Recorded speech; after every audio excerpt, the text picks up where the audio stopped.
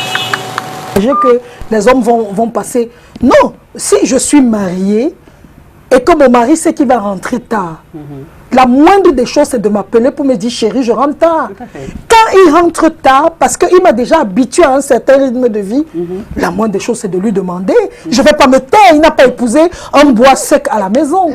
La moindre des choses, c'est de lui demander, excuse-moi chérie, mais t'étais où? Ou alors, pendant qu'il est dehors, je peux l'appeler pour lui demander, est-ce que tu vas rentrer tard? C'est normal de s'inquiéter, c'est normal de savoir. C'est ça aussi l'amour. Être à l'écoute, ça veut dire que tu veux le bonheur de l'autre aussi.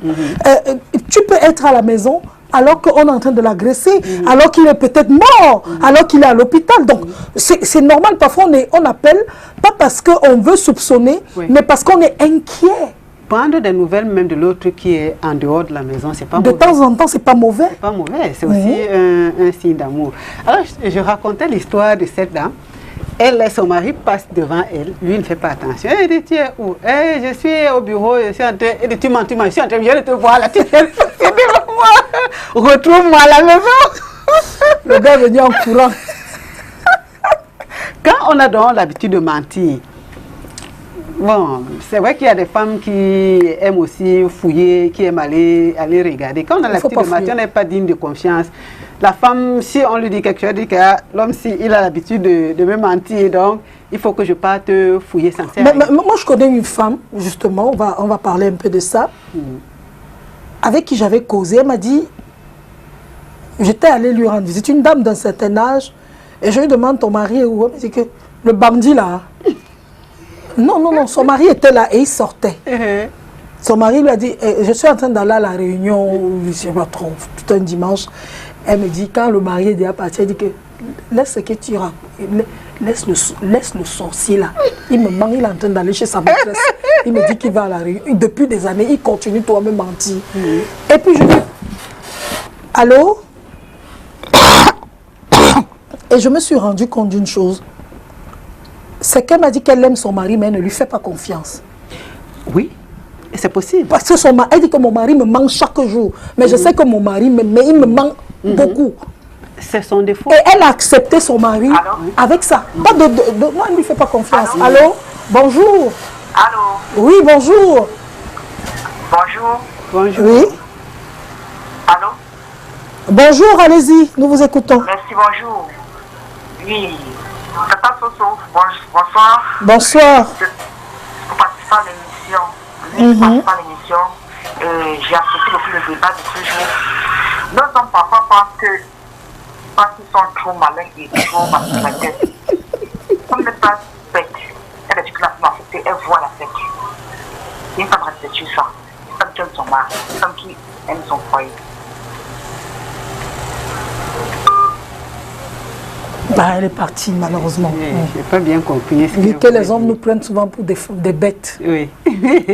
Ben, c'est aussi vrai que ce n'est pas parce que la femme ne dit rien qu'elle ne comprend pas ce qui se passe. Parfois, pour éviter les problèmes, elle préfère se taire. Et c'est important. Mais il ne faut pas imposer de lourdes charges aux femmes parce que certains finissent par faire des problèmes. Il y a des femmes qui sont, par exemple, toujours malades parce que les maris font n'importe quoi. Elles ne peuvent pas leur dire. Elles se réfugient dans la maladie. Et là, c'est quand elles meurent, parce que certains en sont mortes, hein, et c'est là où les hommes se sont réveillés. Allô? Oui, bonjour. Bonjour. Bonjour. Maman, vraiment, j'apprécie vraiment votre émission. Vraiment, ça m'a vraiment intéressé. Pour moi, en fait, ce que je peux dire par rapport chez moi, c'est un peu différent par rapport à ce que les autres gens. Mon mari est toujours là pendant le confinement, qu'on travaille, rentre à l'heure. En fait, je n'ai pas de tout peut-être qu'il me trompe, en fait, je n'ai pas de tout. Je ne sais pas peut-être s'il y a quelqu'un dehors. En fait, il ne affiche pas aucun comportement bizarre. Tout va très bien là, en cause. Tout va bien. Donc, je ne sais pas ce que je peux penser de lui. Je ne sais pas. Ben, il faut dire merci au confinement.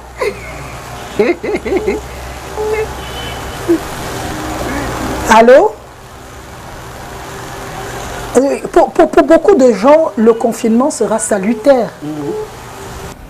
Pour beaucoup de gens, lorsque le confinement va s'arrêter, ils vont dire, ouais Seigneur, Moi, je pense que le confinement est venu avec un but précis. Ce confinement, c'est de permettre aux gens de se retrouver.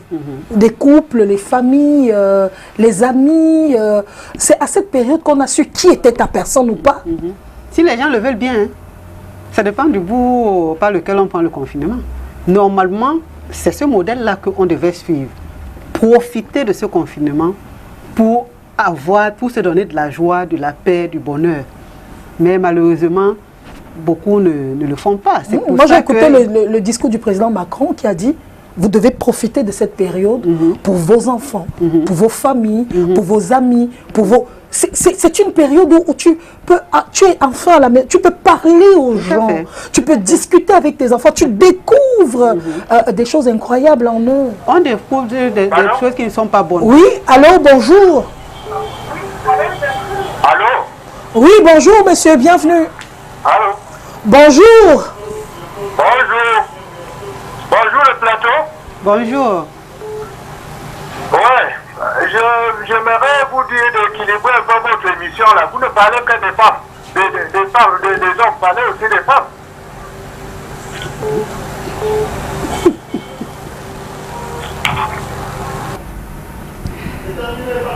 Oui, je pense qu'on est en train, dès le départ, on est en train de parler de tout le monde. S'il a suivi dès le départ, peut-être qu'il faut suivre la rediffusion demain.